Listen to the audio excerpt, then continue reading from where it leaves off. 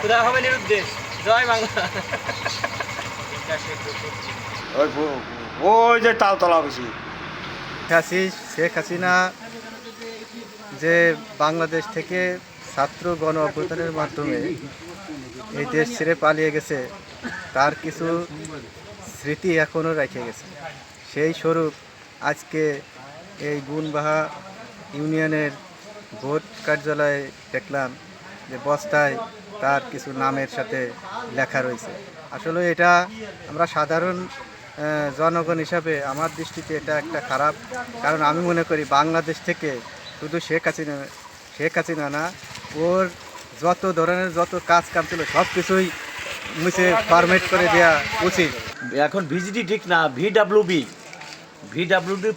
Programme আগে ছিল VGD, সেইটা এখন নাম রূপান্তর করে ভিডাব্লিউবি করা হয়েছে। এবং এই বস্তায় এখনও শেখ হাসিনার বাংলাদেশ ক্ষুধা হবে নিরুদ্দেশ এই ধরনের স্লোগান লেখা আছে।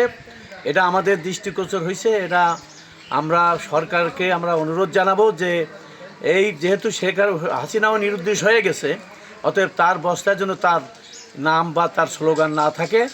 এবং আমরা পরবর্তী আমরা সরকারের কাছে বা ঊর্ধ্বতন কর্তৃপক্ষের কাছে আমরা দাবি জানাবো যে এই বস্তা যেহেতু শেখ হাসিনা নিরুদ্দেশ হয়ে গেছে, কিন্তু সেই ভিডাব্লিউভির বস্তায়, এই মালের বস্তায় যেন তাদের এই স্লোগানটা না থাকে।